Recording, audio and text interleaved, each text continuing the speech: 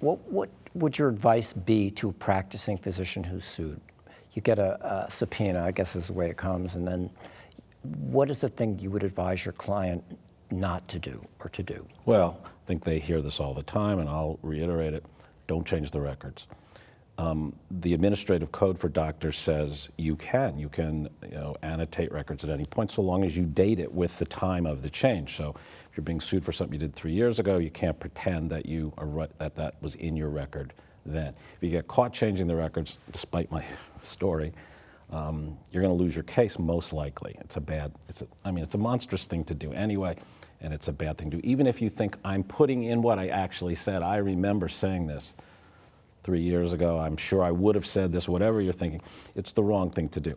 If you decide to do it and you date it, it's a tremendous prop from my point of view, and say after you got sued is when you wrote this note. You dated it, that's fine. So you're not a complete liar, but you remembered to put in, because that was important information, but you didn't put it in at the time that it was actually said. And doctors can say correctly, well, I don't write everything down. I'm not practicing, CYA medicine. But you just, so the first thing is just don't change the records at all. I think that's a mistake. I think you all hear that from the insurance companies that insure you all Although the time. they tell us we can't redact records, but as long as they're properly dated. Yeah, you can. But I see your point that really does point you in the direction that you could be admitting liability. I've had some cases that this was important information. And when did you write it down? After you got sued. It's a losing argument, Are there cases that you know where people have changed records in a way to deceive and have gotten caught because of, say, technology? Is there a way to catch them? Yes, I had a case involving a plastic surgeon who completely rewrote the records. He'd done a tram flap surgery that failed miserably. And then he wanted to blame his patient, who was a smoker, saying, I told her she had to quit smoking. She told me she'd quit smoking. This woman was a chain smoker, 3 packs a day, and had not quit smoking, and had not been told to quit smoking. He'd said to her basically after a mastectomy, I'm going to give you the breasts of a 20-year-old woman. And she was 55, and she said, okay, let's go. And he did it, and then he rewrote the records. And he probably sat down one day and clicked on, the NFL and started rewriting the records. After the lawsuit was initiated. Well, at least after the problem was evident, he realized he was going to get sued. In fact, there were several cases. I only had one of them, but there were several cases. He rewrote the records in 5 cases. And I was pretty sure I was able to prove it because he put some things that I saw her on a Sunday. He just picked dates because he's watching, the Green Bay Packers or something. And so he did a terrible job rewriting the records. But we lucked into it that there's a form at the bottom that said 1-800-MED form or something out of Minneapolis. And so we called them up and said, when did form P69 or whatever it was called, when was it, when did you create that? And it was 2 years after the date of all the occurrences here. So I had him, I went to the deposition, I said, so did you warn her this time? He said, yes. I said, did you warn her this time? And I went through all his records because he'd, apparently, according to him in the rewriting of the records, he'd warned her 10 times, you have to stop smoking, and she told him she had. That's his story in the rewritten records. But the paper on which they were written, the form, hadn't been invented, hadn't been created, rather. And so I just waited after 2 hours of him, sort of kicking me in the knee the whole time, say, I warned her, I warned her, I warned her, I warned her. I said, did you write that record that day? And he said, yes. And then at the end I said, well, on this paper? And he said, yes. And so I had him. And what was the outcome?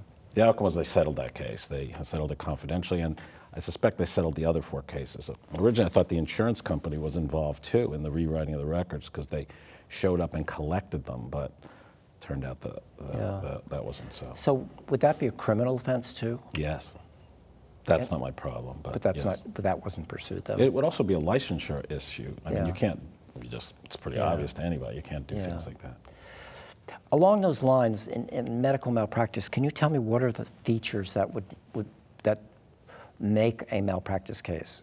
What is necessary to bring a malpractice case in this state or most states? Sure. So it's the professional tort is there's a duty, there's breach of duty, then there's a proximate cause that the breach or the negligence. The second one is breach and negligence, the same thing.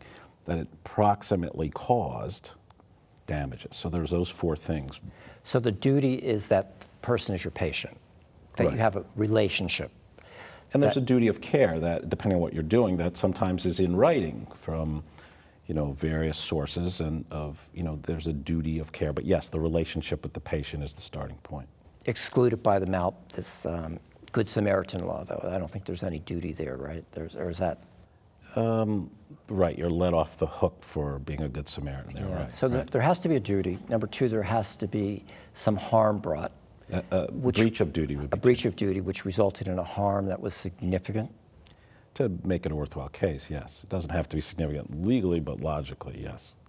Can the damages be just mental and physical, or do they have to involve physical or fiduciary injury? Well, for a good case, you need both.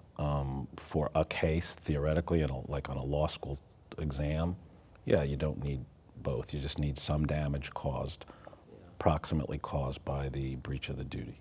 Well, I prescribed the medicine for you, and you turned out to be, and you told me you were allergic to it, and I didn't remember that. I prescribed it for you, and you took one dose of that tablet, and you started to itch. Realized immediately that you were allergic and stopped it. Is that malpractice? Yes. It's not much of a case, though. Yeah. It's not going to be brought. I mean, the body and the system and, good fortune washes out most of those kinds of mistakes that we all make. Yeah. And if nothing serious happened, it's not going to be a malpractice case. You need really big damages to justify the hard work and the plaintiff's expense of a medical malpractice case, and to realize that most of the cases are not going to get settled, and you're going to have to prove it, and you're going to have to prove to the jury that this is a serious issue. We didn't waste your time over itchiness. This is a permanent change in the life of the patient. Well, that's what I was asking about, if there has to be a physical injury, because she could claim, oh, I was so upset by that I couldn't sleep for weeks. And Lost my psychic powers, as you were saying. Yeah. Would that count?